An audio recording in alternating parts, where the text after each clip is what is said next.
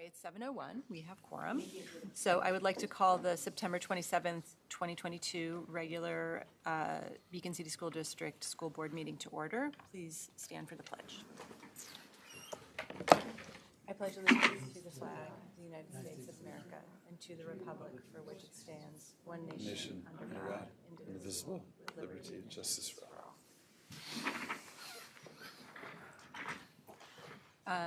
Vicki, roll call, please. This one, Delayed. Mr. Galloway, Here. Ms. Heath, Here. Ms. Kush, Here. Mr. Rosang, Excused. Mr. White, Here. Ms. Wolf, Here. Ms. Stadler, Here. Ms. Hero. Here. Thank you. Matt, can you review the fire exits? Exits are in the back of the LGI. Thank you. Open to the public. I do not see anyone in the audience, so I'm going to move past that. Our workshop tonight is our academic data review from Sagrario Rudicindo O'Neill.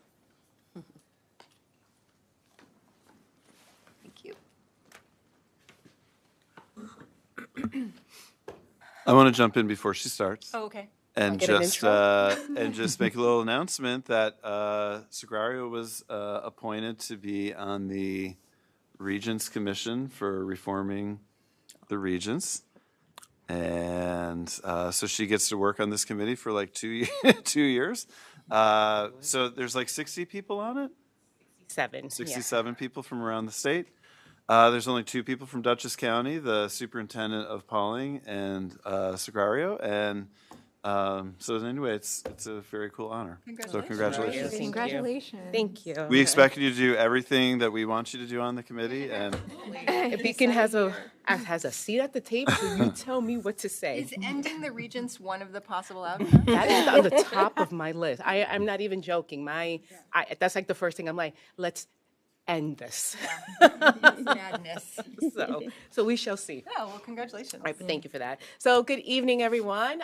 So I'm here tonight. I wanted to go over our testing data for the 2021-2022 school year, as well as to do a little bit of a refresher of the academic plans that I have laid out. If you recall, last year we had the 3-year plan, so I wanted to give you an update to where we were, which is aligned to kind of the data that I'm going to share with you today.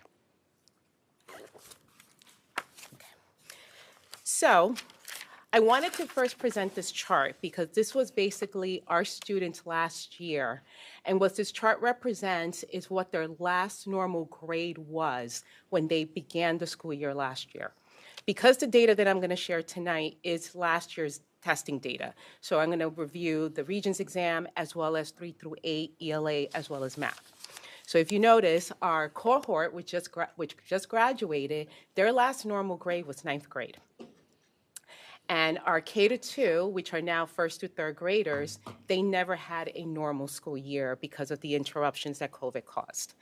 So just to give you just a little bit of context and perspective when I go over the data. So I wanted just to share the 2020-2021 assessment data. Because that year we only had, as you can see, we didn't really have a lot of participation. There really was that, which is why I did not share this data last year. There wasn't enough students who participated in the assessments to even use at all. As you can see, the highest percentage was 4%. So that's why this information was not shared last year. So last year, we had 1,195 students that were eligible to participate in our New York State assessments. So that takes into account all of our schools, as well as our out-of-district placements, as well as any students that were participating in our virtual academy and BOCES programs.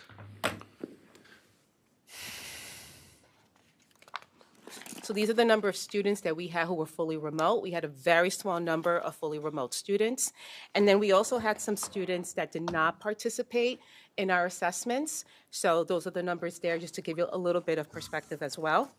So based on this, on the ELA, although the state does, according to ESSA, encourage 95% participation, that is how they actually do our state report card, we had, as you can see, Let's go over my notes.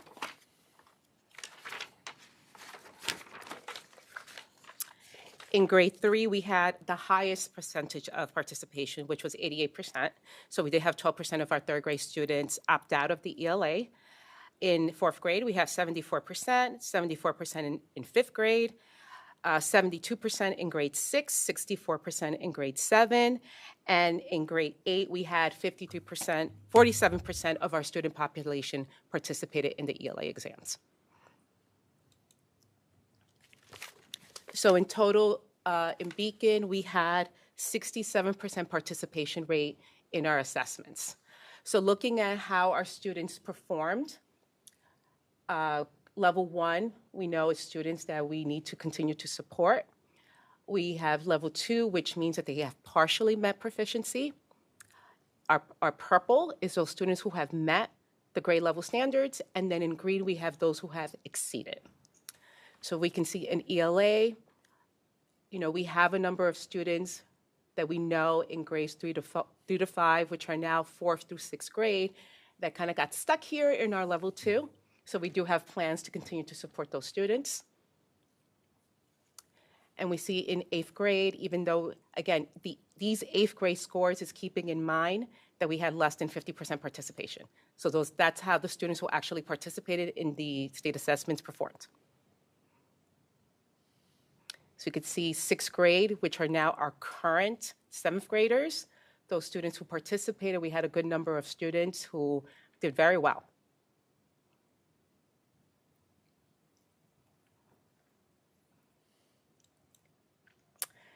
And then moving on to our math assessments. Again, for math, we had 1,198 students that were eligible to participate in the state assessments. Again, those were the number of our students that were remote, as well as our test refusals. And this is information straight from the website, so this is how the state actually collects the data. So in math, we had 734 students, which represents 65% of our participation rate. 8th grade, so one thing that I do want to mention about our 8th grade score, so if you see this large, okay. So keep in mind that 8th grade, our students who are in accelerated classes do not participate in the math test. They take the Regents. So what essentially happens, you will see a pattern, and this is across all districts, where you're going to see 8th grade, the highest students don't participate because they take the Regents exam. They don't have to do both of the tests. So that's why oftentimes you see that there's kind of like this dip in 8th grade, and it's because we have students who are not participating, they're taking the Regents exam. But these students will be going into our 9th grade. And again, this is about 50% of our current 9th graders that participated. So it's not the whole current 9th grade class.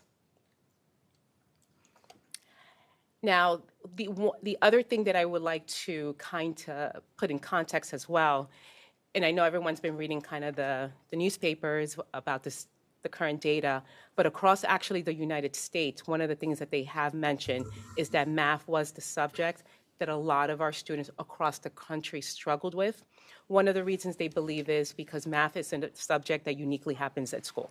It's not something that really happens at home, the way you see with ELA.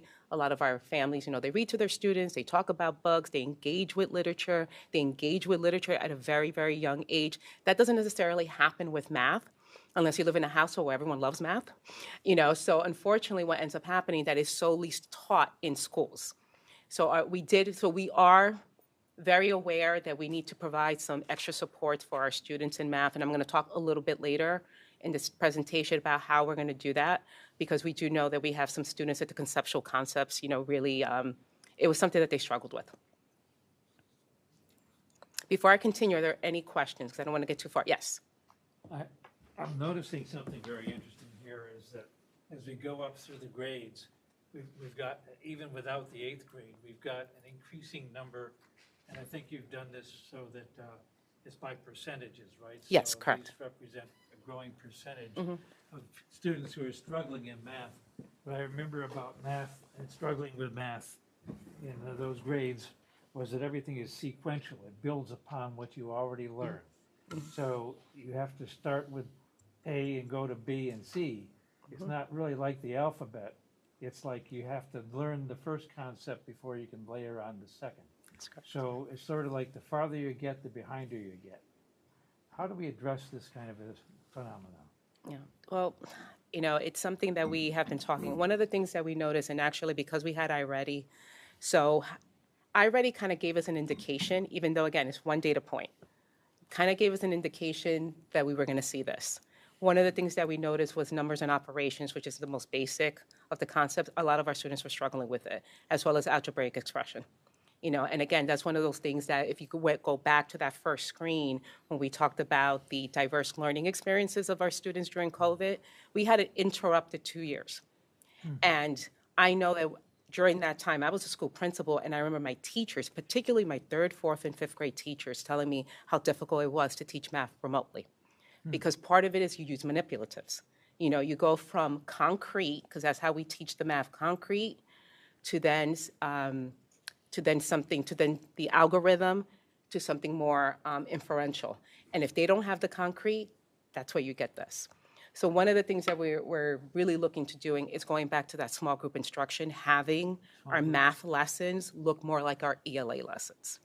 Because when you do that, you can teach a whole group lesson, and then you can pull smaller groups and work on those concentrated lessons and kind of backfill some of the areas where our students are still struggling.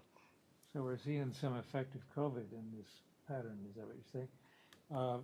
I can see another reason for that is that in remote teaching and learning, you don't have the feedback loop that you do in person. You can look in a classroom and see who looks like they're dazed out and who's struggling, who's got their eyebrows knitted. And the teachers who are most perceptive take that feedback to say, how am I doing? And if it isn't working, they can try again. Yeah. But remotely, it's harder. It is harder. And again, we were very respectful of families. There were students who didn't have to turn on their camera. So I'm sure were times where there wasn't anyone there. And some of the lessons were also recorded lessons. Again, I myself, personally, I struggled a lot with math. I was that student who took the math Regents multiple times so that I can get my Regents diploma. It was a struggle for me. So I sympathize with students. I wish I would have learned math the way it's being taught now. It probably would have been more beneficial for me.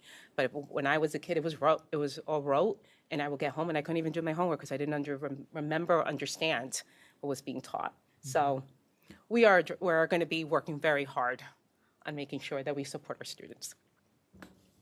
Are there any other questions, please? So does this, given that this is 65% of the student population, but you do have these assessments that all the kids are taking? Right, which is the iReady. Are they aligning the? They are. It doesn't matter that we're missing.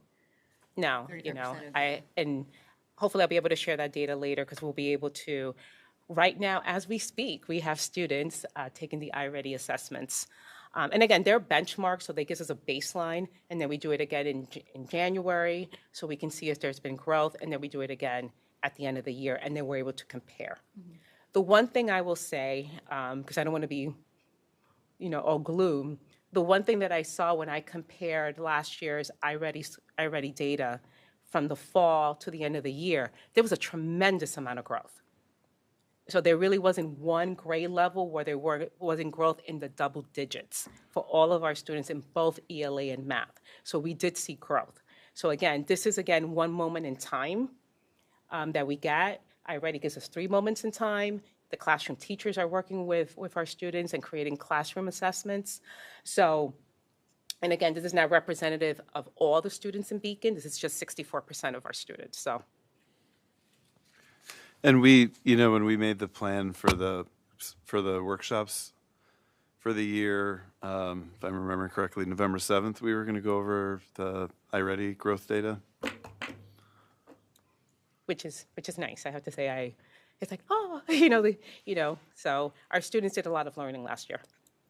So this is our Regents Exam, and I do apologize. I realized after the fact that I cut off a couple of the other math Regents exams, so you're only seeing Algebra 2 and Geometry. But again, the level 1 and the level 2 are those students who really, they're not considered proficient. But between 3 and 5, we have students who are considered more proficient. And as you can see, Again, we have a lot of students in the 43.5, in that blue, in that middle. But again, a lot of our students also had the interrupted schooling at the higher levels. It was a lot more difficult, because we're talking again, going back to Mr. Wolf's statement before, math is hard. And if you're missing certain things and that foundation is not there, it just makes it a little harder.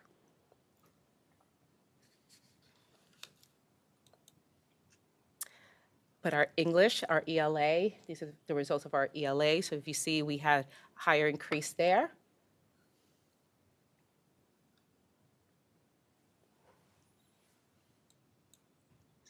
This is our Regents Social Studies, our global history. As you know, one of the Regents exams was canceled. I'm dying to know what was that question.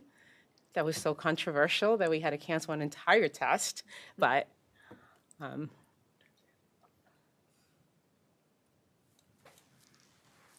science, again, living environment. We do exceptionally well in living environment. And of course, I wish Anthony was here because I wanted to talk about science. I know how much he likes. He likes. And how are these numbers landing in terms of, the county and the state and? We're actually right in line. We're actually right in line. I actually have a next slide that's going to go over our graduation.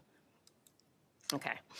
So this is our cohort that just graduated in 2022. So we did have 226 students in total in that cohort, and we did have 184 students graduate. So we had an 81.4% graduation rate. The students that you see here, the non-completers, those are the students that are still with us, so they need a little bit more time. And then we had 10 students, unfortunately, that did not finish. Was that graduation rate considering that you could use the special appeal for the 50? That's what Yes. it was with the special appeal? Yep. What was it the year before, do you know? Hold on. I actually have that number. So that's actually in the slide after this one. Okay. So, and then I wanted to share just the number of students, because as you know, in that cohort, we have our students who have their Regents. So we had 28 students that got Regents diplomas with advanced designation with honors. We had 82 students that had advanced designation. And then we had 72 students who achieved their Regents diploma and 2 students that received the local diploma. So in our cohort, we had students that did very, very well, because I think that's great that we had, students with advanced designation. We had 82 students in that cohort. So considering all the challenges that we had. Did we do anything with the dropouts? Any type of communication or outreach? Or? Well, one of the things that we were able to do last year, we were able to get, there was an application that Dr. Landau actually signed off on where we were able to actually administer the GED. So that is something that we're going to also offer this year as well. They were able to do it online. There was a lot of requirements around it, but the high school is really because you have to have a dedicated administrator if you want to do it during the day. You have to have a guidance counselor as available, and there has to be a certain number of prep hours. So you can't just have the students sit there. So we did have a list of students that we would like to invite back to give them that opportunity to get their GED. So we're very excited about that. Yeah. And just to also throw out there, the high school administration, guidance counselors, social workers that, collectively put an enormous amount of time and attention on that group of kids who are struggling. So the number's hard, but it's not, it's not just kids just kind of, like they just stop coming. Like there's a lot that kind of goes into that. And sometimes with the GED or whatever, kids feel like they need like a different option too. But there's a lot of involvement in all of those students. Yeah. So this slide, to go to Mr. White's point, so this is actually the historical data from 2018 of our graduation rates. Now, if you look, we are actually above BOCES, DIRIC, and regional graduation rates. So even though, of course, we're always going to strive to go higher and higher and higher, we are actually doing in par, or if not better, than a lot of than the region. What's RIC? That's the regional, I'm trying to remember what it stands for, but they also have a program. Regional Instructional Center. Regional Information Center. Thank you.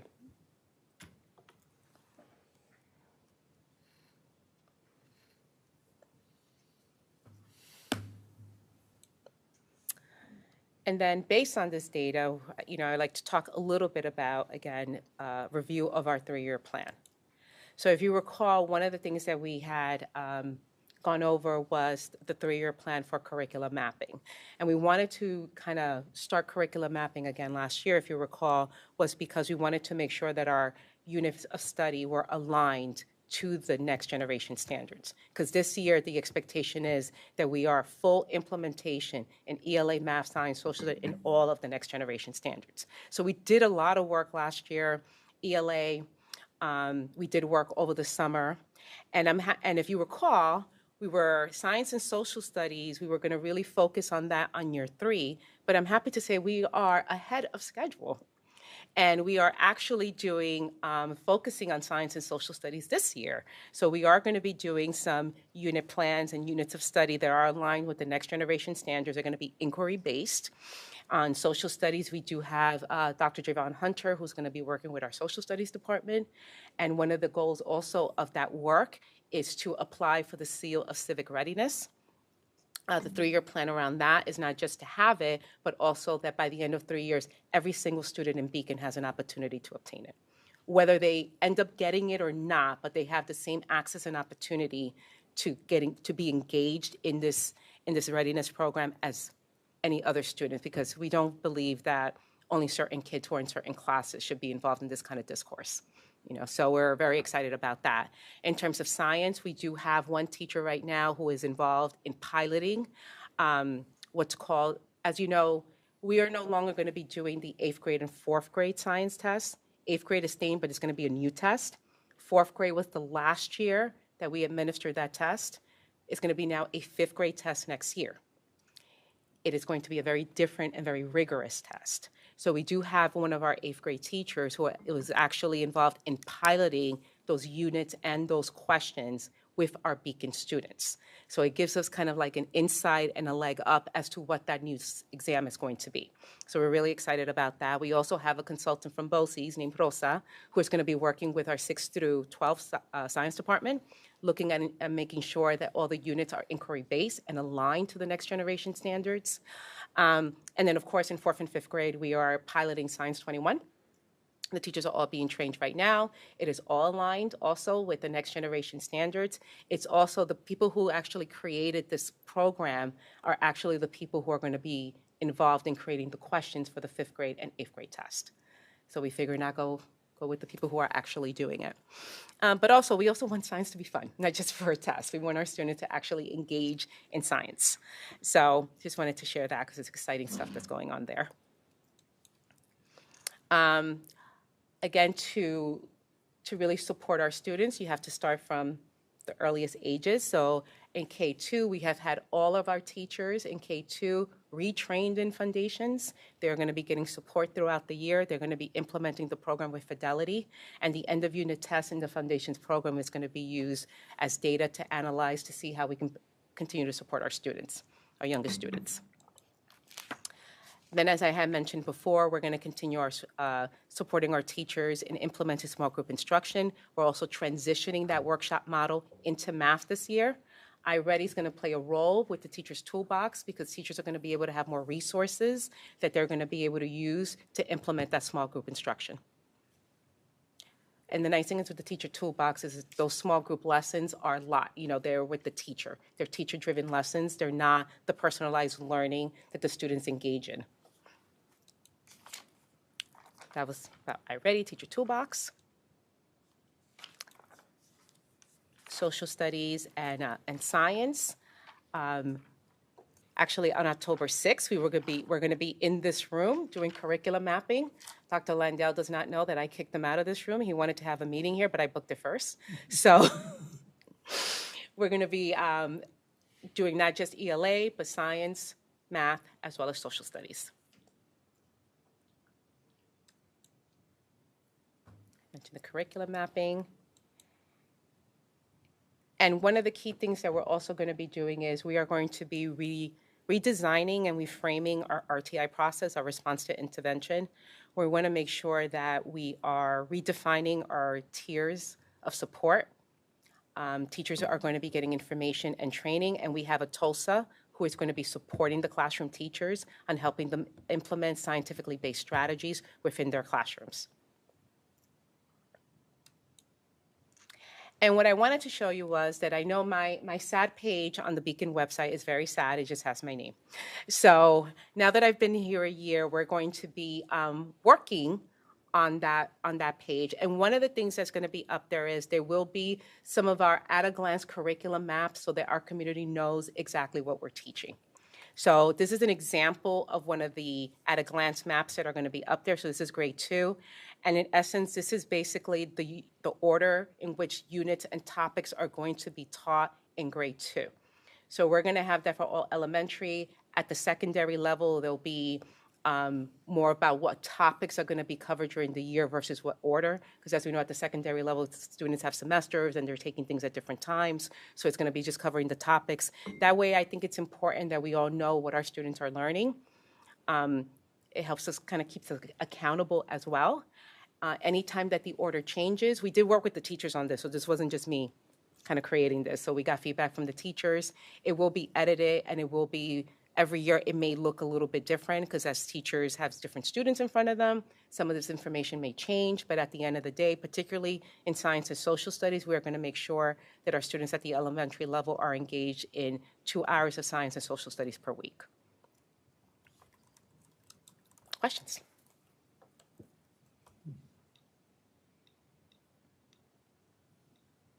Applause. I'm just joking.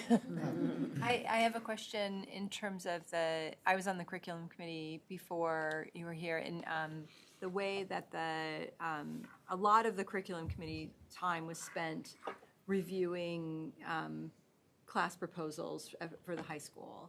And I'm just wondering, are you changing the way that works? What is the? It still remains the same.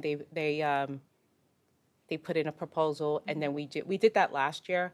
I have to say we didn't get a lot of proposals last year. What we did was we actually resurrected a lot of things that were proposed but weren't being taught. So for example, journalism.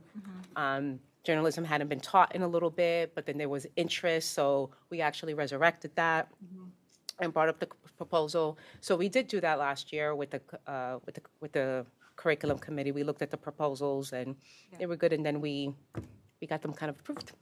That's what I was wondering, if it could be, because it seemed like then it was very teacher driven, which is excellent in the sense that a teacher is interested in teaching the class. But I'm wondering, like we've talked about doing these surveys of students' interests and things like that, and I'm wondering if that's being fed into the curriculum thought process. Well, a lot of the work that we're doing, and this also goes back to the strategic planning that we're involved in as well, is that we are ensuring that the students are actively engaged in the learning.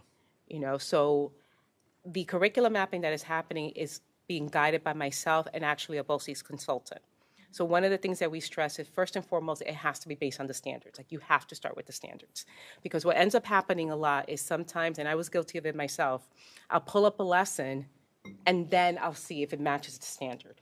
And that's not the way we're supposed to do it. We're supposed to identify a standard and develop a lesson from that standard.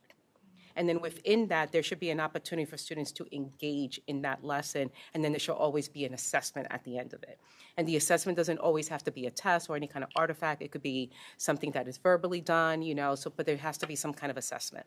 So we started talking to the teachers about starting first with the standards, and then we have moved through the different domains. So there's actually a template that has to be filled out as they're doing the curriculum mapping, and it includes the motivation, what vocabulary they're going to be using, ensuring that it's culturally responsive, ensuring that SEL is embedded into it, ensuring that there's an assessment piece, most important, in that it's hands-on and it is engaging for students.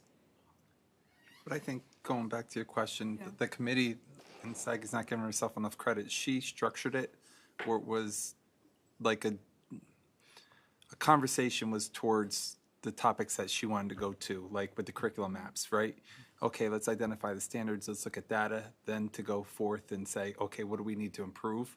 So that's how she structured it last year. Like, it was teacher-driven, but it was, hey, let's show them the data and have conversations about what's going on in the district, and then the teachers drove that decision. So that's actually quite different from how, Yeah, when I was yeah. on the Yes. committee. Yeah. It was like a structured, Yeah. inquiry-based for the teachers, but kind of driving them towards what happened with the data piece. And is there, I mean, we talked about this a little bit before when we had, a couple of years ago, we had a demonstration from elementary school teachers on responsive classroom and how they're using it at the elementary level. And at the time, I felt really like, oh, God, I would love to see this at the middle school and high school level. And I'm wondering, is there training that, you know, that teachers can receive? I mean, it would, obviously, it's going to look very different, but you're saying, you know, that you are looking to have, to make sure these lessons are culturally responsive, et cetera. But is that through training, or is that through your guidance, or how is that working? Well, right now we are, I'm actually meeting with Mike Carafano. Sorry, I'm still, because there is, I know, there is an interest in responsive classroom at the middle school, so we're going to have a conversation, actually, no, Thursday, I don't know what day it is, Thursday, to talk about what could that possibly look like. Now, at the middle school, the kids are a little bit different. Obviously, it's that wonderful age where everything's kind of happening. But I know when we were in Washington, there was one particular school district that actually embedded in their schedule a cell block. Like, there was just embedded into their daily schedule an opportunity to do cell activities. Now, I don't know if that's the way to go, but we are looking to have conversations at the middle school to kind of talk about how then, because we know we have the high school kind of covered. At the elementary, we have Dina Morrow, who's doing the responsive classroom with the teachers in all the different elementary school. Middle school, we have to, and I personally feel, based on the research that I've done, that middle school is completely unique from elementary and high school. Like, we can't treat them like high schoolers, and we can't treat them like, as they would say, like babies. So we have to look at it very differently. And I think that the kids need to drive it, you know, because anything that we do, if they're not invested in it, you know, and it's such a, I know what I was like in middle school. I would never want to repeat that. The hair was just terrible on top of it. It was just bad. It was the 80s. But it's just a really tough age. That's why there's so much research on middle school, particularly 7th grade. That of all the grades, that is the one grade that is the most difficult grade in P12, is 7th grade. Yeah, so it's pretty interesting. So Yeah. My mom was an 8th grade math teacher in Detroit Public Schools for 15 years. I don't know. Oh, she's a tough woman. Yes, she is. You'll meet her. Okay, sorry, I was hogging it. Are there other questions? Anybody have any questions? No, it's really thorough. Thank you so much. oh, thank you. Thank you. Very Yeah, I good. look forward to hearing the iReady data and just sort of seeing Yep. how, Thank you. thanks.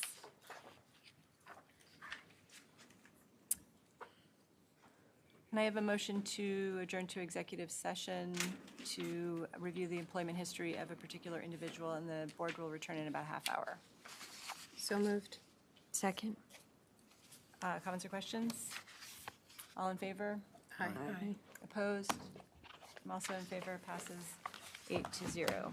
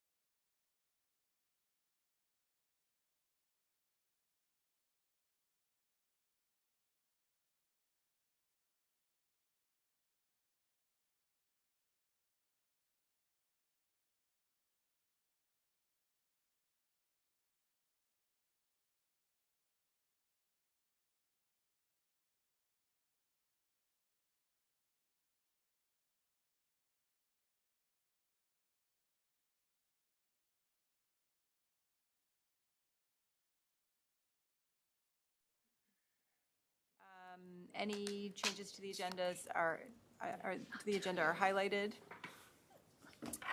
I don't see any parent groups or student school presentations. Dr. Landau has his superintendent's report. You can finally go over there. There is possibly audio on one or two of these slides, so we'll see. All right, so this is just a quick update. I like to take you on a little tour of stuff I've been putting on social media. So Saturday we had Girls in Sports Day. There was a much cooler picture that I couldn't find on my phone, but we had 150 girls participate, which is the highest number ever. So many cool things about this day. All the staff involved. We had so many varsity athletes involved, from the high school that are giving back. And it just was an amazing day. And it was a real pleasure for me to see it get kicked off and all the excitement of all the kids coming in. It was just really awesome. And then Spirit of Beacon Day on Sunday, we had a great turnout. This is just a little sample of some of the pictures that South Avenue's flowed. You saw Forrestal and Sergeant before us, our cheer. Oh, no sound. Oh, here. Here you go.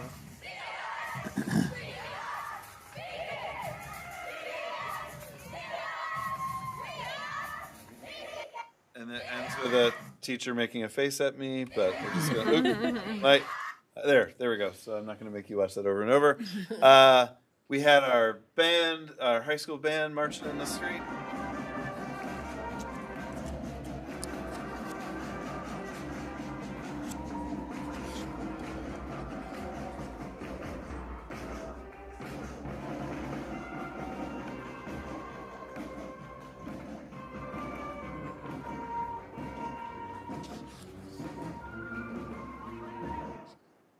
So we had several teams march. I'm probably going to miss some. Tennis, football, I think volleyball march. We had the Beacon Players. We had the National Honor Society. We had the board and the administrative team march. I'm probably missing somebody, but it was a great turnout. It was great to be back at the parade. It was these two videos that were just so well shot by yours truly.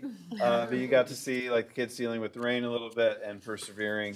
So it was just nice to back and see so many of our students and so many of our staff involved in Spirit of Beacon.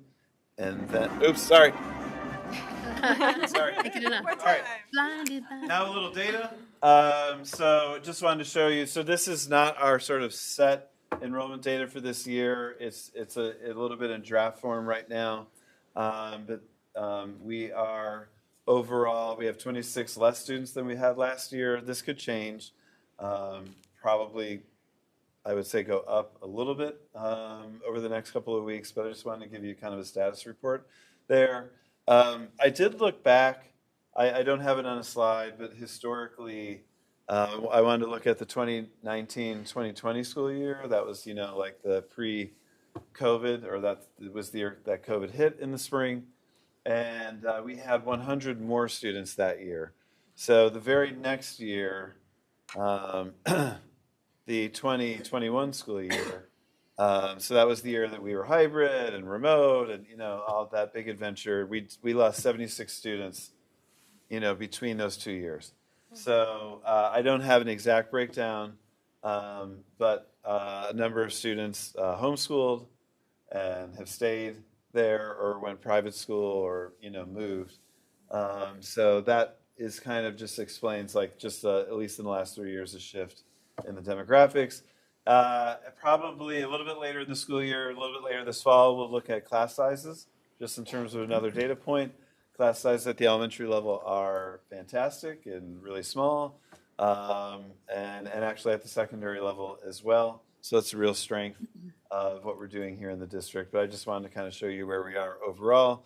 Just a few other updates for me that aren't on a slide. Strategic planning is getting rolling again on October 4th and October 25th with design days. We're going to be focused on the four main focus areas and trying to come up with,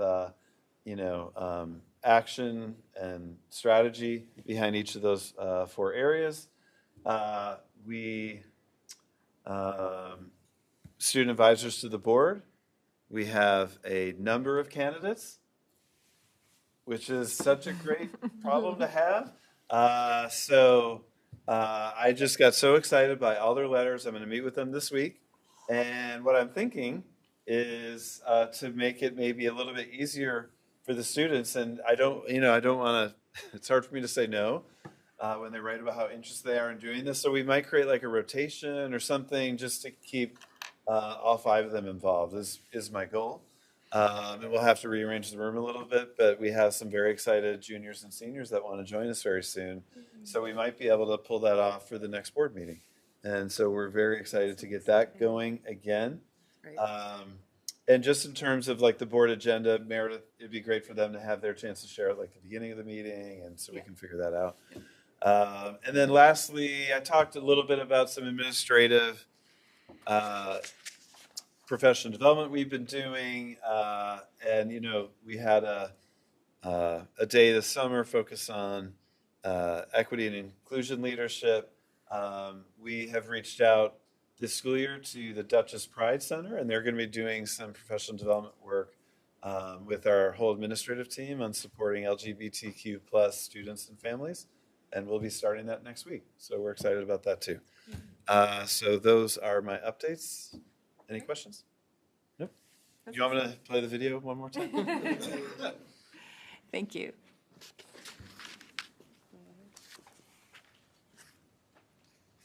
Okay, board comments and committee reports. Kristen. I have no comments, and I don't have any updates for committee reports. Do we have a date for, not that you're the chair of the facilities committee, but it's No, making yeah. me think of that. And so I think I had one for, I think it might have passed, the one that I right now, what I have is October 12th. We were gonna have it immediately following audit and finance. Right. We weren't gonna have guests because if there was We're conflict thinking, with them. yeah. I had October Meeting 3rd for chair. that. Did we change that from We October? did, yeah, I think when you weren't here. Okay. So the 12th, is that the right date, Anne Marie? Yes. So, yeah, we're thinking of doing the audit and finance a longer meeting, like an hour-and-a-half meeting, and then a half-hour of facilities, just so that everyone who hasn't met Jesse, On which date, please? The 12th. October 12th. October 12th, which is a Wednesday, right? Yeah, yep. What time should we start that meeting? So we'll start at 6 to 6? 7:30 we'll do audit and finance, and then 7:30 to 8 we'll do facilities. Let me see if she can come at 6. If She not, may we not can be able to reverse start it. Till 7, because she may have a meeting prior to that. That's fine. I'm gonna just need to confirm with work. Sure. I'm just kind of in a screwy situation because I have a West Coast client now, so that's Oh, what sure. it's been like. My day is ending later. I think Okay. it was originally at 6. That's what I had down. So That's what I have on my calendar. yeah. So let's hear from. If we The get it, auditor if we get it nailed down, then I can make sure I block out the time. But I can't like change my schedule if I'm saying on my work calendar that I'm available. Then they might book me I just without. worry, because she's trying to do all of her. We could audit. do 7 to 9 if that works for everyone. I'm okay with that. Does that, Anthony, Kristen, Yeah. Craig? Yeah, I mean, this is the meeting where we meet with the external auditors who want extra time for that. So if it needs to be a different meeting for facilities and operation, then maybe that's an option. Well, I If we can think pack them in one night, it's better, but Well, it's external and internal too, or is it just a? just, Okay. So external. The other, So you're changing the audit? so. We're Audit finance to the 12th. Yeah, but maybe not till maybe we do 7 to 8:30 for audit, and then 8:30 to 9. So it's not the 4th then? No. She won't be ready. And she Plus, can't- you're not good on Tuesdays and Thursdays. I think, right? Got Oh. your calendar synced up. When I schedule move things to. Sorry. so we're looking at 7 PM on October 12th, Wednesday, right? Why don't we pencil that in, and you can let us know Pencil. if that works? Okay. Okay. I would like for us to have at least a short facilities committee meeting, just so we can kind of check in, choose Sure. a chair, meet Yeah. Jesse. Okay. So when will we do the facilities then, would you think? The same night. Same night, but we're going to wait until we hear about the auditors, or what? Well, Anne Marie's going to confirm with us, but yeah, Right. we're thinking 7 to 8:30 audit, 8:30 to 9 facilities. Okay. Great. John, do you have any comments? No, I don't. Eunice? No comment. Alina? No comment. Anthony's not here. Anthony? You said 8:30 to 9 for F&O. Facilities. All right, no comments. Thank you. Craig? So I was impressed with the number of units from the Beacon School District that were in the Spirit of Beacon Parade. That I think has exceeded anything that we've seen before. And of course, the SOB, by the way, SOB, I remember the year they brought that out. Somebody had the bright idea to have T-shirts that said SOB. And they were very popular. Oh, okay. I was at a moment where I was like, Wait. And some people didn't understand it. You know, they kept their distance. So it was good to see a lot of participation. And I'll just leave it at that. Thanks. Great, thank you. Flora? So to add to the scheduling hijinks, I have, for some reason, I have our first prawl meeting scheduled on the 3rd and also on the 11th.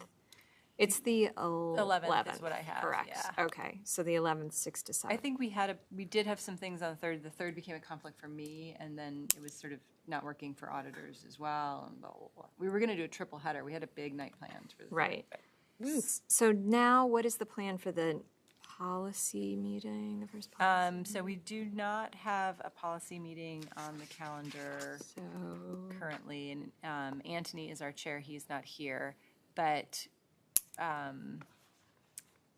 maybe we can do that over email. sure. Okay, He's out of town this week. but- right. Okay. That's all for me. Okay. And from me, just a couple things. Thanks, everyone, for participating in the retreat, who could. I think it was really successful.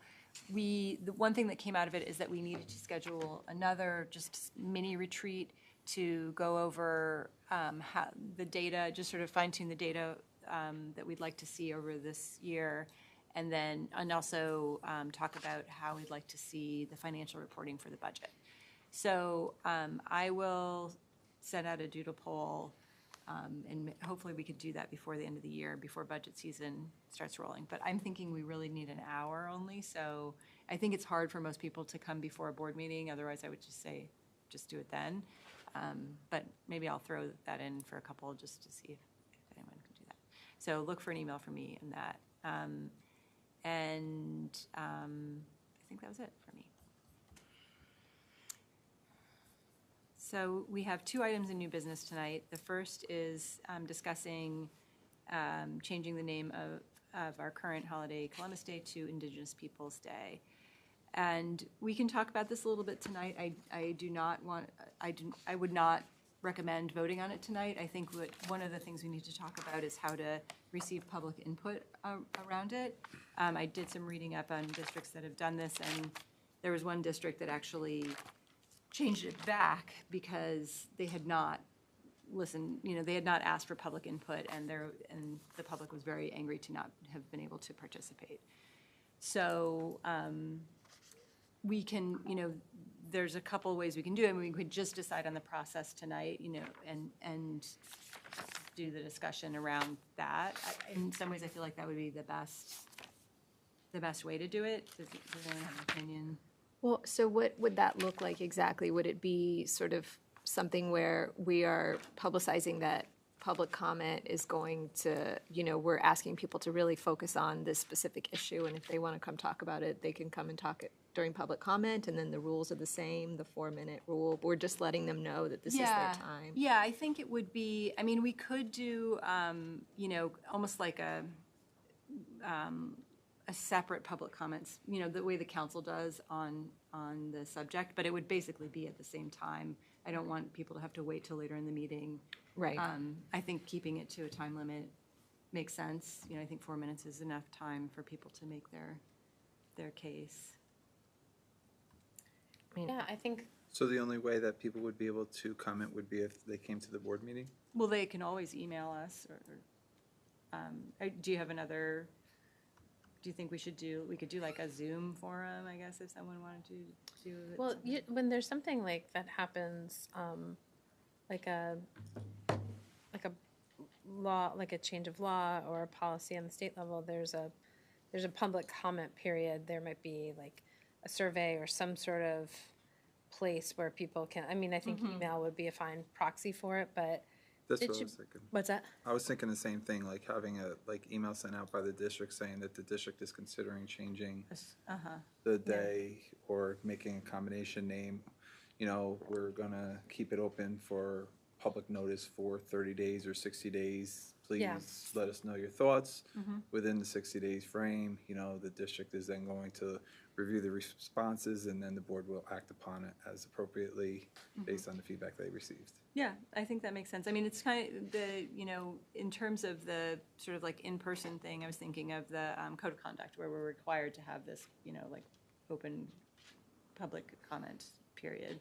But I do think that, people aren't going to know about it if we don't broadcast it a little bit. So, and I think that they have the right to know that it's under discussion. I think it's important to also explain to them that, that this isn't, this is something that we are allowed to do as a board. It does not change the holiday at any higher level, than the district level, and sort of explain the nuts and bolts of what the change would mean. And so that would be an opportunity to do that as well. So we'd need as a board to draft a statement saying, why we're considering it and why we're asking for comment, basically. Right? Well, That it I came don't to us from know- a community member came to the board and asked us to consider changing. I didn't hear the comment, I wasn't here for it. Yeah. But like, a community member came and asked the board to consider or asked to change it, or? A community member came during public comment, asked the board to consider it. I asked if there was consensus to put it on the agenda for discussion, and here we are. Yeah, I think if we did some sort of communication that's been introduced and that we are considering it and, get feedback about it. Would the board be comfortable with the PR committee writing that statement? Yeah. Maybe we could do that at the, are you PR? Yes. Well, what is the timeline? I mean, So, is the next meeting soon enough? yeah, I think we're changing it on the calendar meeting this is what, year the because 11th? it's already done, so it would be for the future. We could not do it in time. I mean, I would not want to. That's Right. That is no process. And I Right. think that it is Yeah. important. So, yeah, I mean, I think that we could write the statement at the next PR committee meeting. Okay. It could be reviewed by the board that night. And then When you say that night. Brought to the, It's still the 11th, the- right? at that board meeting that night. The yeah. statement I think our- that would go out, we would review it together. Yes. Because I don't think it needs to be super long, but if it feels like, you know what, I want to digest this, we could move it to the next meeting. So we would, the board would either approve the communication to the public on the 11th or the 24th. And then, I mean, we'll decide if we're going to give it, I kind of feel like 30 days is enough to give people, because otherwise it sort of just loses momentum. So if then we get basically to the, maybe we It just. depends when the 30 days is, though. Like I'd say, like if it's during the end of November, December, that's the holidays and people aren't going to be really thinking about it. Like if it's prior to the holidays, I would say 30 days would be sufficient. So I think whenever Right. that statement is drafted and approved and sent out, I think that's when, right? Because 30 days during the holidays, I know I'm not thinking about a statement that the board may. Well, when does I mean, the when I holiday get begin to- an email about an issue I care about, I either care about it or I don't care about it. But and I'll I think there comment or I may be don't people comment. that don't feel heavily towards one way or the other, Yeah, but it would be, they may want to comment, but they may not like jump right on it too either. right. But I think 30 days is, I feel like we're on track to be like mid-October to mid-November. Yeah. I mean, we can always like say that we did not receive you know, any submissions or something, and, you know, like, I think try that I again. don't, yeah, if we do mid-October to mid-November, we should be. I think that would be, I would be okay with that. Anyway, we can see that this can be our, you know, our proposed timeline, see if we can stick to it. And so then we would put it on discussion either at the December 12th board meeting or the first meeting in January, and decide there. Yeah, and I think just in, it doesn't even have to be in tandem with that discussion. It's just something in terms of our like 21st century learning thing. There's so much stuff. I don't know if it's through the Historical Society, but I have like a really good book about Dennings Point and all the history of like that location and the indigenous tribes that live there. And like I read it when we first moved here, and I feel like that would be something, if there's like a way of, you know, what we do about this holiday is what we name it is one thing, but I think that there's like an opportunity to sort of focus on local history, and I think we should maybe that's something that we don't have to like wait for board action to do, but there's resources available, and be like I don't know if there's like a superintendent letter to put out of like, if you want to learn about things in this area, here's something I can give you the book. It's really good. Okay. But Yeah, I mean, I think over time supporting whatever the decision is with curriculum in teaching and learning is the point Yeah. of all this. So, and I know we do some things already, but there's more to be done for sure. So, so we'll talk about that. yeah, there's like the On our woman at the Historical Society who does the Madame Brett thing, Emily, and she always talks about like Madame Brett's relationship with the local tribes, and it's really like, I find it fascinating. So it's kind of cool to know about where you live. Definitely. Okay, so everybody feels good about this? Okay, super. So we'll get together on that. We can even maybe try to get a little draft going so that we can, you know, work on at the meeting, so we're not Yeah, like I feel writing like we should from- come into it, and we can have a separate conversation about Okay. the agenda for that first meeting. It's gonna be pretty, Is it gonna there's be beefy, yeah. Okay, cool. Well then, yeah, let's try to have in this. Eunice. Good times. Okay, great. So I'm going to move on to our second item, which is to discuss the Nisba proposals. And Flora kindly pulled out some that she felt were worthy of discussion. Can I Would you like to lead this? say a little something about it? Yeah, so I think part of this is that the resolutions are, so every year, you know, the New York State School Board Association comes out with a set of proposed resolutions, and they are proposed by different school districts, including ours. And then all of the representatives from the district, they vote on them, and then those become sort of their advocacy, the NISBA's advocacy guidelines for the year. And the thing that I think is really important about it is that it's a lot of it is relevant, but a lot of it also sort of gives you this look at some of the issues that are impacting a district, or also some policy issues or the way a district runs that you haven't thought of before.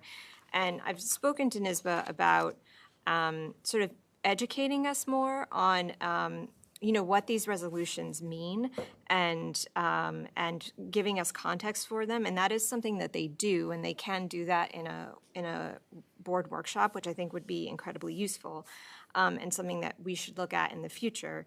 But for this year, I thought it would be helpful, and we're sort of, this is the first time that we've done this, at least since I've been on the board. I thought it might be useful to sort of pull out some resolutions that maybe we're not sure of what the right way to vote is, because we'll have a representative there, and this year it's Meredith, who's voting on these things. And a lot of times, the people who bring the resolution forward, they'll talk about it in the meeting, but you may not fully understand what you're voting on, or why it matters, and what the right thing to do is. And so I sort of pulled some out, and they don't all necessarily apply to our district, and so we don't need to spend a ton of time on them, but they were just things that I thought it would be useful for us to talk about and to understand, what are we voting on here? Like, what are we advocating for? So I guess that's it in a nutshell. So should we just go through the list number by number and that I had sent? The list that you sent, yeah, that sounds good. Okay. So, so some of these, for instance, Resolution 6, this does not apply to us. I'll read it really quickly. That Nisba supports a revision to transportation statutes to permit a school district to provide aidable transportation outside voter-approved limits, so long as doing so would not result in an additional cost to the school district and would not displace any students otherwise entitled to transportation.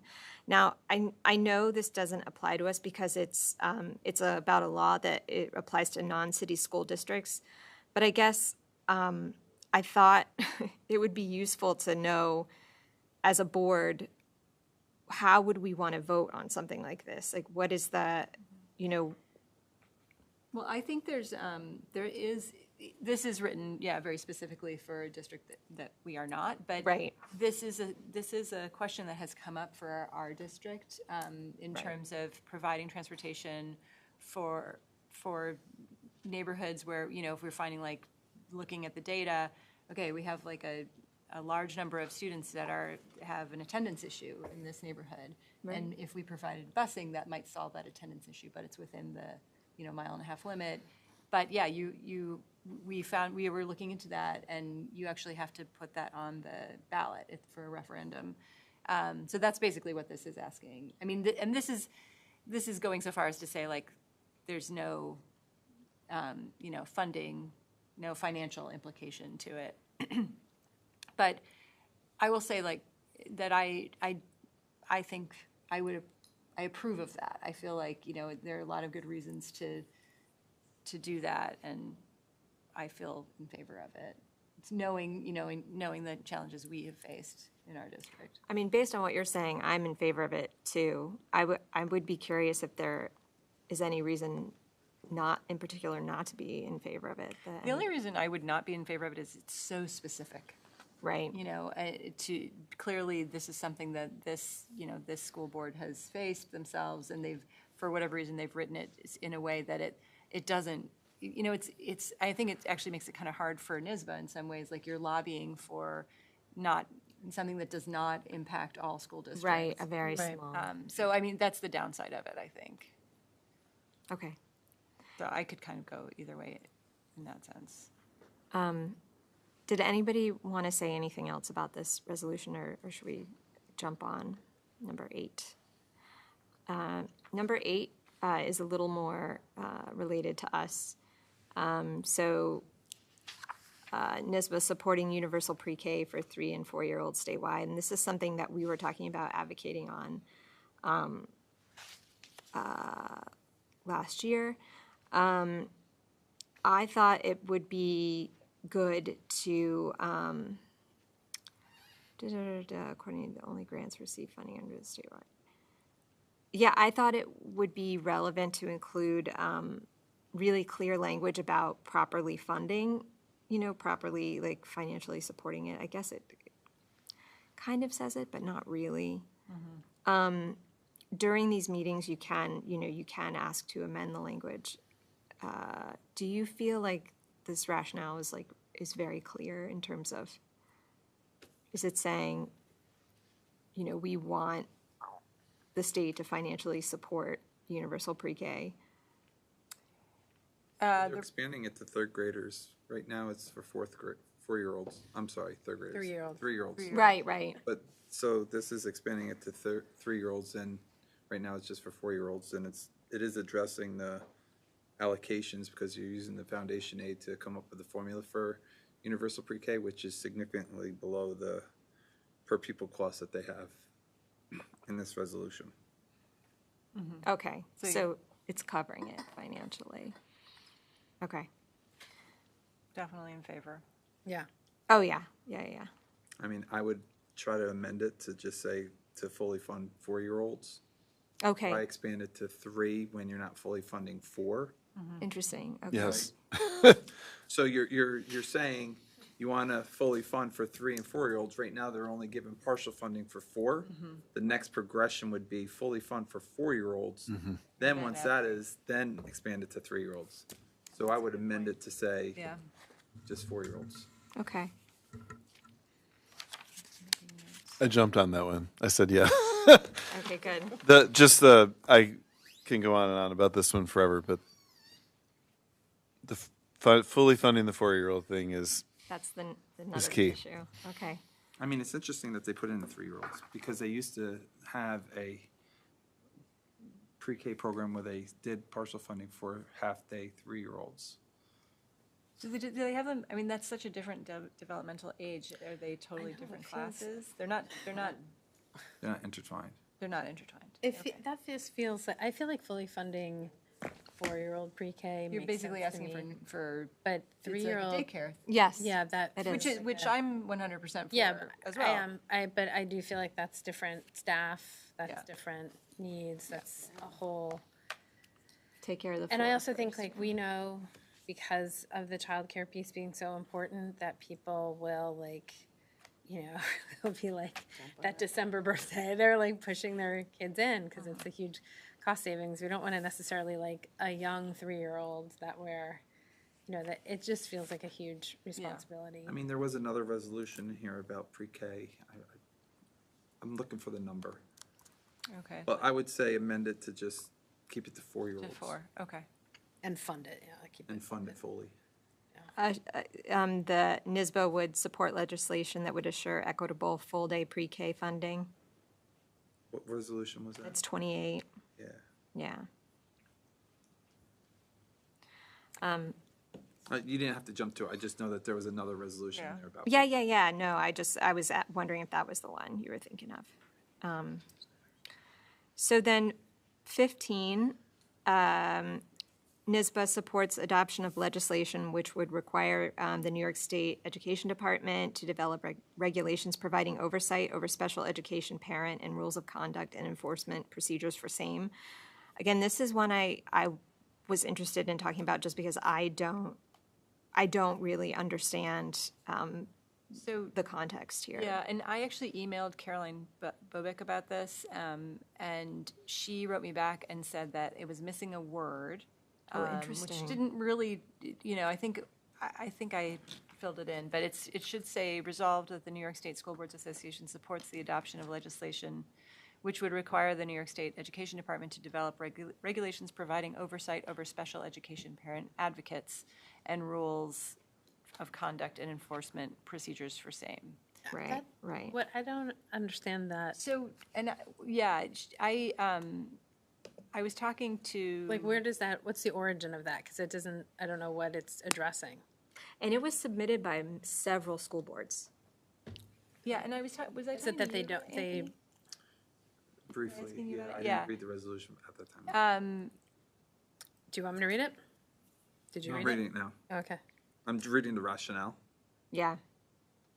I don't feel like it answers it. Yeah, I don't either. Well, I think what's not in the rationale is the stories that inspired them to write the proposal, Right, right? it Which are, feels because from my point of view, my initial reaction was, I don't want to limit a parent. Like, if a parent wants to bring their next door neighbor for moral support to one of these meetings, I think that they should be able to.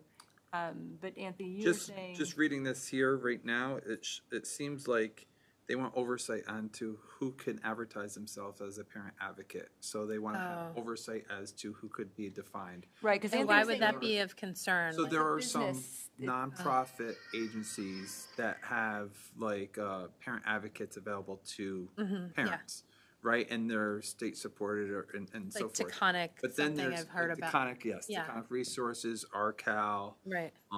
the Westchester Institute of, I forget, they're one. But then there's others that are parent advocates that are independent. They're They're like not private. associated. They're private. They Okay. get paid big bucks and they like just kind of push for like independent education evaluations. or they'll push for something and there's no oversight to them. So you could say, hey, I'm pretty knowledgeable in special ed law. I'll be your advocate. Don't worry, we're going to get an IEE for your kid. We're going to get this. We're going to push for, what do you want? That's what we'll get. So I think that's what this is saying, is that there would be oversight as to who could be a parent advocate. Okay, so because, yeah, I'm looking at the districts that have asked for this, and they all seem to be quite wealthy. Long Island. Yeah, so is it that, like, there's this almost subverting of the spirit of that process? Is that the concern? Like, you I have think there's more advocates in Long Island. for-profit advocates. Yeah. Okay. I mean, my one has, like,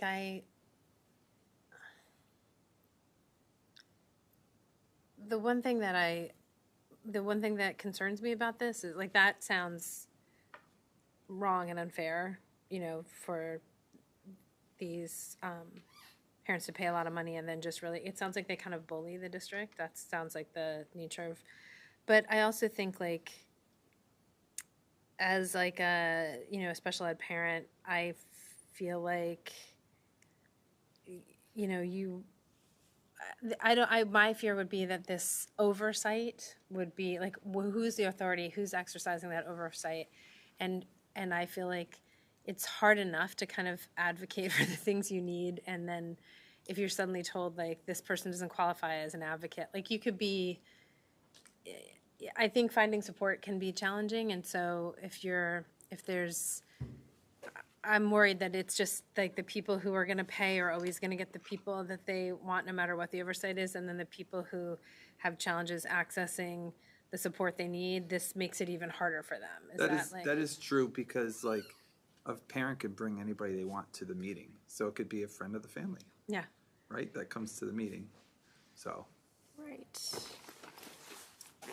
And sometimes you just need that because yeah, you like For- hearing, you don't hear. tough news. Yeah, you like having somebody else in the room to just Yeah. hear the things that you're not taking in because you're hearing something about your child that you can't really. So I feel like this, it almost feels like the tail wagging the dog a little bit. Like, this is, Well, that's, you know, but it doesn't, what this doesn't say is, like, yeah, I mean, they want the state ed department to regulate who can sort of advertise themselves as a professional advocate. Is that's how you're understanding That's it, how I'm right? interpreting it based on the And rationale. so it doesn't say, and it's true, it doesn't say anything about, you know, who can attend a meeting or not. So that, I mean, that was my concern as well. Like, I don't want it to be,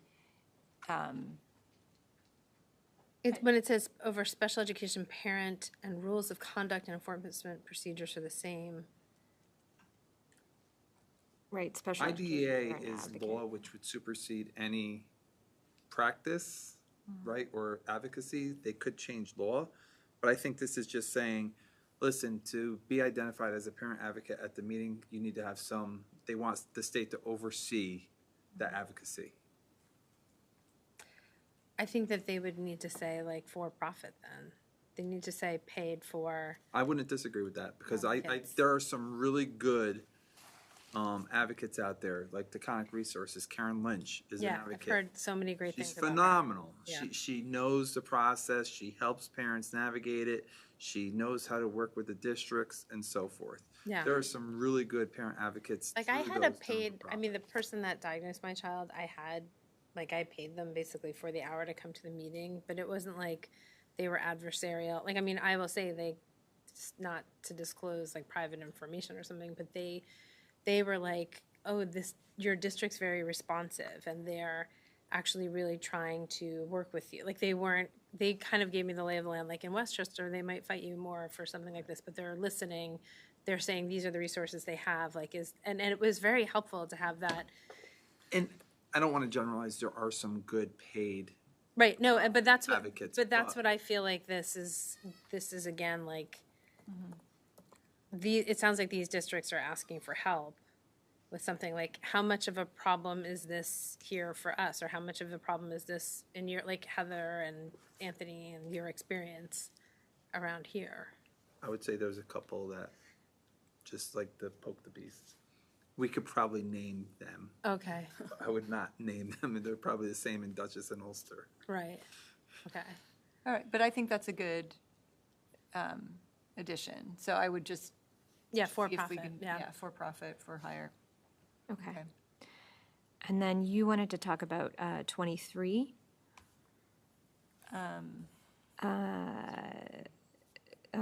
Nisba seek to initiate legislation at the state or federal level to provide dedicated funding to be allocated for school safety measures, including staffing, right?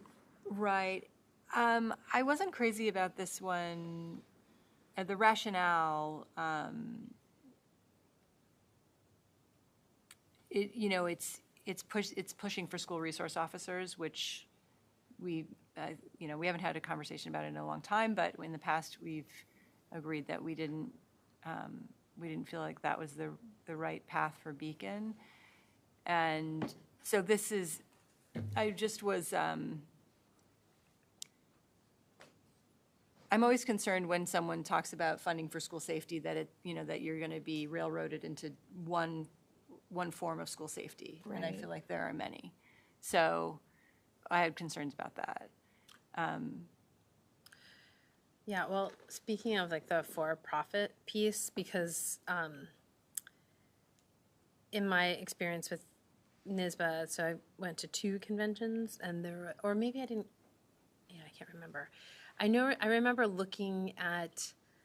Remember the year everything was like wellness and mental health and well-being, and then that was October, and then February Parkland happened, Yeah. and then Nisba happened in October after that, and it was like the year before it was all like mindfulness meditation, and then the convention floor was literally like, facial recognition cameras and like Right. two-way locked doors and these like windows that were bulletproof and all this stuff. Like it felt like a big chunk of the convention floor. And one of the things that I always think about just in terms of like a market is like if you suddenly have this line item that's allocated that the state's going to be paying for, then this cottage industry springs up around that. Yes. And they know exactly how to, get your financing through and how to, and Yeah. it feels like a safety arms race that like, I don't think, I think we know why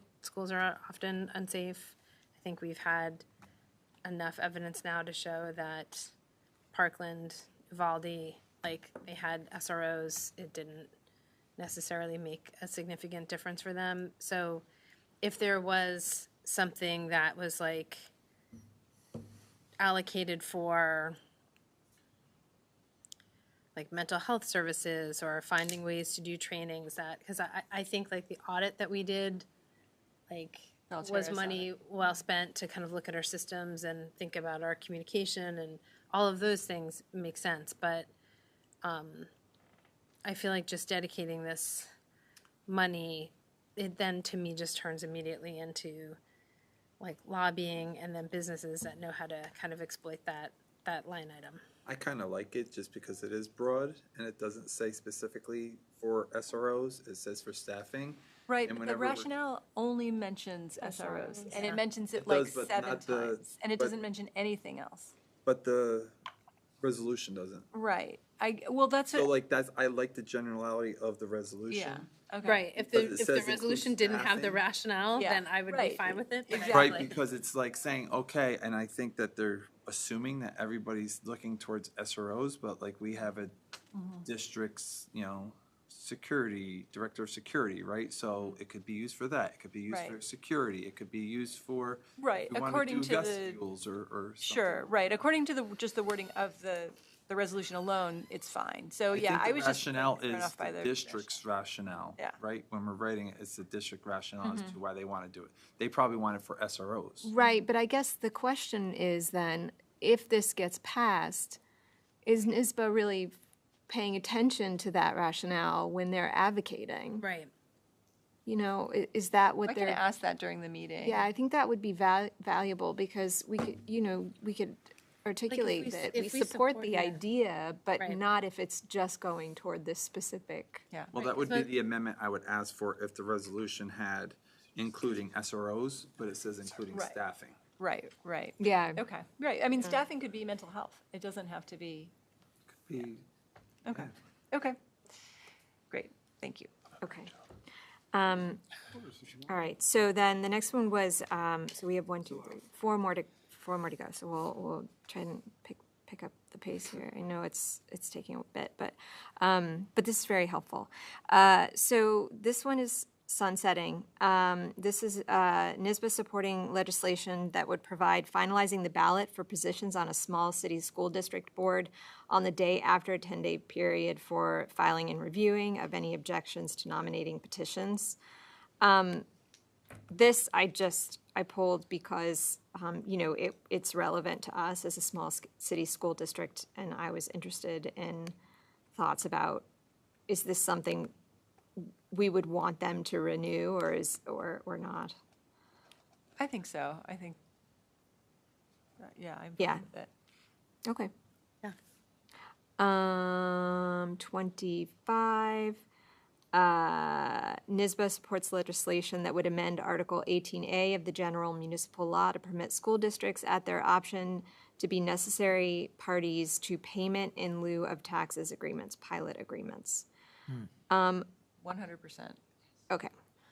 I mean, we're constantly just receiving that this pilot has been negotiated and we had nothing to do with it, no prior knowledge, they never even give a rationale of why, so I think it would be great if. Yep.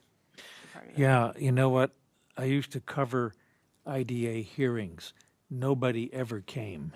Interesting. Okay. Yeah, but we should be in a position to advocate because this affects our total taxing ability. Yeah. And we definitely should have a voice. We might want to say no sometimes. We don't like the idea. And that would really cause a bit of a furor, but that's okay. Yeah, Okay. I was happy to see that. Another sunsetting resolution. Nisba supports legislation that would align legal requirements imposed upon small city school districts with those of central, union-free, and common school districts. This is actually more of a question for Matt and Anne Marie, I Yeah, feel like. I was because Yeah, I didn't How understand. does that impact you guys? implications, yeah. The different rules for small city school districts versus the other? Central, union-free. The proposal is to unify all the rules. Yeah, it's Yeah, that Align seems- legal requirements imposed upon small city school districts with those of central, union-free, and common school districts. Our newsletter could go out earlier because we always have to wait for board elections, like if they made the rules the same. There's like Right. little changes that. Yeah, there are some. changing requirements such that they are the same, more effective operations and more efficient use of school funds, include nominating petitions deadline of 20 days before the budget. Other districts have 30 days. Requirements to have organizational meeting during the first week of July. Central districts can pass a resolution to hold that meeting during the first 15 days of the month.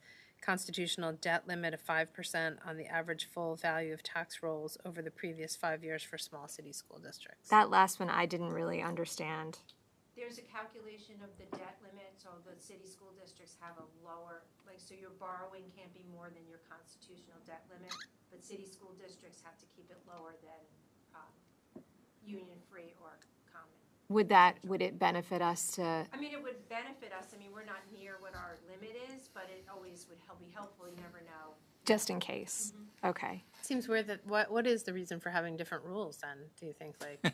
I mean, It's New York State law, I don't know. yeah, I have a feeling it's kind of only like, thing I why worry is about- Blenheim part of our school district? Right, yeah, that's Like, fine. it just The only happened. thing I worry about with this is that city schools do get some benefits of being a city school funding-wise, typically. Well, this is more correct? about the calendar and the, It seems like it, but like if you open the door, right. Well, Right. there are two other resolutions that are sort of related. They're 21 and 23, I think it is. Also have to do with like when the candidates file and, they feel it's like you're fixing a problem that was created by piecemeal decisions with piecemeal resolutions. So in some sense, I would vote no on all three and ask Nisba to come up with something that was comprehensive, rather than, because every school district is just responding to the individual problem that they experienced. Right, That exactly. makes sense, but Nisba should have this sort of broader umbrella view of things and be able to make sense of those three resolutions and put something together. Reading it, you're right. Yeah. Those three do go together. If it's about simplifying processes and unifying them, that's one thing. But if it's about somehow opening the door to change, there are different burdens on city school districts. There should be tax benefits and there are, funding benefits, and we don't want to somehow unify it too much. But that's, I do find this always weird about the Nisba thing, because it doesn't feel like the resolutions are introduced, but then like a lobbying organization would kind of Make it whole. make it more holistic and work more. It just seems like a lot of the burden of the work is put on the district, and then they don't really. Well, I'll actually email Caroline before the business meeting and just ask her about that, if that's a possibility, because they're confusing and overlapping. So the last one was Resolution 41. This was ours. The Resolutions Committee rejected it. And it's the one about school start times, that they be no earlier than 8 a.m. The Resolutions Committee acknowledged the health and academic benefits of later school start times. However, the committee also recognized multiple issues surrounding a uniform state-imposed later start time. These include issues with coordinating inter-district athletics as well as timing for private school students. Additionally, as districts face historic shortages and available school bus drivers and are already being forced to stagger their transportation and school opening times, a one-size-fits-all approach could exacerbate this crisis. Ultimately, there was consensus that determining a district's school start time was a decision best left to districts. I brought this one forward, not just because we wrote it, but I felt like it was also an interesting example of we had this resolution and it feels like a really good idea, and then you get an explanation from the committee, and there are all of these reasons why it probably wouldn't work. And then as a district, is that where we want our advocacy to end, or do we want to think about, okay, how do you account for these issues that they're presenting, and is there another way to advocate for this, or another way to enter this issue, rather than just starting at the school start time? It is weird to me Their that rationale is ridiculous. the first think line, so? the first line is they acknowledge the health and academic benefits of later school start times. So We right know there, it's it's like best for kids. good for but we kids, say no. I do. But they're never gonna want to sort of dictate Dictate what that. an individual district does. But this, and the last line saying it's better if each individual district does it. If each individual district did it, then there's no way sports could work between districts, or they're, the same things that they say, or the reasons. It doesn't make sense. I think it's something that's actually outside of school board advocacy. Okay. I think it's something that makes sense as a movement to really, it would. The first time I saw this idea of later start times was, I can't remember the academic's name, but she's at Harvard, and it was like there was tons of data behind it, Right. and she was like, and I see it now with a ninth grader. I'm like, oh, this 100%. really is not great. But These kids live in a different time zone. yeah. I mean, she's up in, it's crazy. dark. We're all like vampires now. But I feel like it kind of, it can't, our role, like the way that we function and what we have to do, like we can't even, we can't dictate or advocate for this either. At the district level, yeah. Because we would basically have to say, like, I believe in it. Like, that's why I supported us Right. moving forward. And I think it's a very interesting exercise because it's like a first actor problem. Like, who's going to be the first to do this? Who's going to be the first to blink? Like, you effectively would be withdrawing all your, interscholastic athletes out of, normal competition, which, we can talk about what the priorities are there or not. But I do feel like the private school thing really shouldn't be our concern. Like, it's just not. Right. It's, but then there's also this law requiring transportation. So then we're basically placing a burden on our administrators to have to sort out how that would all happen. So, Right, and it's felt, and I kind of saw the language too, is like this would in a way, almost be like an unfunded mandate, because there would be a budget implication for every Right. district. So it's not like, I think it is something that does need to be examined in like I think it is a broader advocacy movement. Like it is something that's outside of school boards, because Right. it's something that we actually would be counter to what we're supposed to be doing in terms of budget and oversight. We're sort of hemmed in by two responsibilities. But I Right. think that if there was like a broader push to really examine mental health, wellness, student outcomes, whether we should even be on an agrarian calendar, like at all, for, we should, or have like a more full year, like approach to school, like maybe they do in other countries. I think that there's a really compelling argument with a lot of evidence. I just don't know that it's going to work on the Nisba level. Right, right. I think we should resubmit this every year, Okay, because I feel like, that's the statement, is resubmitting it is the statement. well, I think, I still believe in it. I think that it's something that NISBA could take on. This is not something that will work at an individual district level. It would, I really feel like, this is something that would have to be done at a state level to work, I think. Right. Otherwise, it's not what's best for kids, Right. like, and I, the only thing I do understand here is the shortage of drivers, et cetera, Right. but I But don't that know. didn't exist when this issue first arose. No. Like, this data has existed for a long time, but that's what I think it would take. I think it would take like think it- visionary leadership on a state ed level that I don't think. Well, I think that, I mean, like the opt-out movement for testing, right? That was a parent-driven movement, and I feel like this could, parent advocacy could work. But I do feel like it is within our role as board members to resubmit this every year, and to sit, and maybe we beef up our rationale every year, and Yeah. like counter their points. But I do feel like that's something that we can do. Sure. I have a question. So if it's a later start, then it's a later dismissal. Yes. Would you not be in favor? In the beginning, the thought of, oh, later start, I get it. It's early. They get up early. The change in time, which they're supposed to not be changing time anymore after this go around. It's darker, but then all the other aspects. If it's just our district, then it does affect all the other after school type. Right, that's what I'm saying. It would It have to only be happen at a everybody, state level, everywhere, because Right, I would right, never right. want to punish our kids for, like, oh, yeah, you can't participate in any sports outside of this Right. district because we've decided that we want your school to start later because you'll get a little more sleep. Oh, yeah. That's not worth it for Yeah. me. Lean in. And it's already bad now with the buses, just when it comes to after school stuff with later Yes, games or just leaving later and then getting home late and just. but if they were sleeping a little later, it wouldn't matter so much.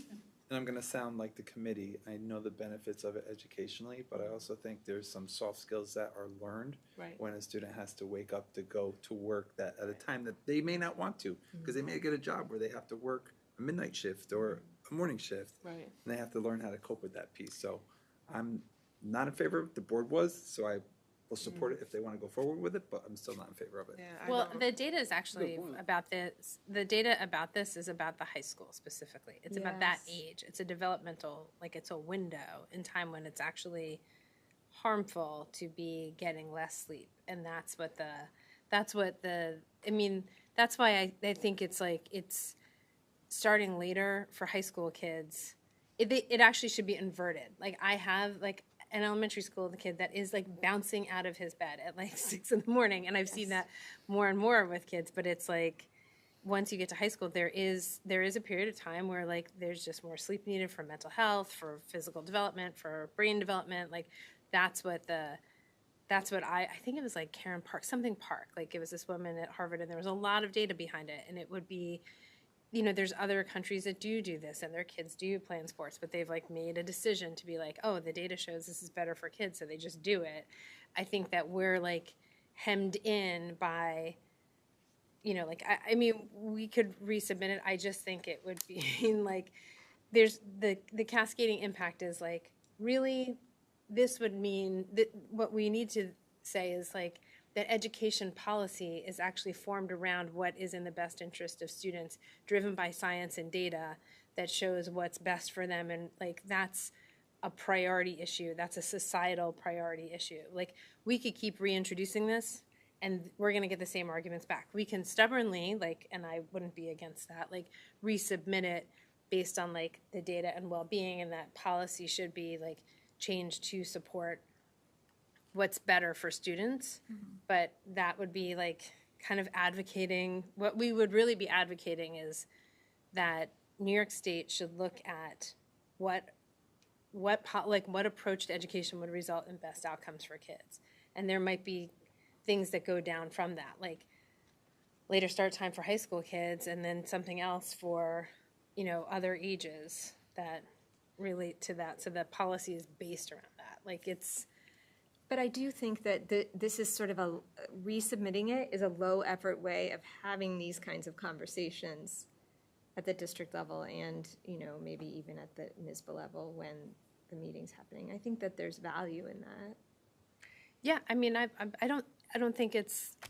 I think it's fine. Like, I just think it is a tilting windmills kind of thing. It's fine if we like do that, but I think that it's just something that I think the advocacy, this alone will not make a shift. voting No, on but resubmitting it now? starts a conversation. No, we're just talking. So, yeah, we should, I mean, Yes.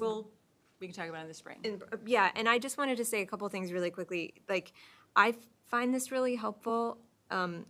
I think it's better for us to do this here than in the committee because everybody's here. Did you guys find this helpful? Is this something you would be interested in doing every year when the resolutions come up?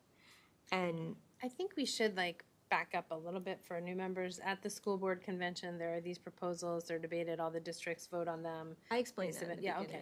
Okay. Yeah. Just, like, Yeah. I kind of like. I was just sort of looking. No, yeah. I mean, I honestly, like, first I was like, what are they looking at? And then I had to Google it. And then I had to find it in the midst of you're all talking. Right, yeah. And so I was like, oh, okay. Yeah. I'm on board now. It's possible you didn't get the email when I emailed. That is possible. Yeah, I emailed the BCSD BOE, and that's supposed to send it to all of us, but okay. maybe at I the have to time double it check. wasn't. We should I'm make sure sorry. it's. That's okay. Yeah. It's Thank it you was for and getting it's a that done. link to this thing that like these resolutions But I that found it. happen. I was over yeah. it. Well, I mean, like I feel like I did a lot of like when I was first on the board. But so I'm just wondering if it's something, does it have to be like this, or does it have to be where we do it on a separate set? Like, does this have to, because just learning, does it have to be a part of the agenda, or can it be something where we speak about, I guess, an exact or in a different meeting or at a different time, or? Well, we could do, I mean, we could talk about it at the PR committee. It sort of fits with Okay. the goal. But your idea was vision you of the- wanted to kind of have everyone. I would have love input. everybody to talk about it, yeah. But, I mean, you know, and it's also something we can talk about at a retreat if we wanted to, but I just. I mean, I think we spent a half hour on this, and I think it Yeah. was time well spent. I Yeah. feel like it was good. Yeah, But I want to, I'm Fine. going to Yes. move on if that's okay with everyone. yeah, totally. I did want to congratulate us, though, because our other resolution was taken on for stipends for board members, so. Yeah. Okay, moving on to the consent agenda. To make more efficient use of the meeting time, the Board of Education authorizes the use of a consent agenda as a part of its regular meeting agenda. The consent agenda will condense the routine business of the board into either a single motion or several categorical motions such as personnel, warrants, minutes. The consent agenda will be prepared by the superintendent of schools in consultation with the president and/or the vice president of the board. Individual items on the consent agenda will not be discussed prior to action. However, if any board member believes that any item on the consent agenda requires discussion, that board member may request that item to be removed from the consent agenda, and the item shall be removed. The removed item shall then move to the regular agenda. All items not removed will be moved, seconded, and voted upon either in one motion or in several categorical motions without discussion. Can I please have a motion to approve 12.01 through 16.0? Oh, sorry. Are there any items that any board, after saying all that, are there any items that any board members would like to have removed from the consent agenda? Nope. Can I have a motion to approve 12.01 through 16.05? So moved. Second? Kristen and Flora, are there any comments or questions? Just with thanks for 1604, 1605. Oh, 1603, 3 and 1604. 1604. Any others? All in favor? Aye. Opposed? I'm also in favor, passes 8-0. Can I have a motion to adjourn the meeting? So moved. Is there a second? Alina, all in favor? Aye. Aye. Opposed? I'm also in favor, passes 8-0. Good. Have a good night, everyone. Good night.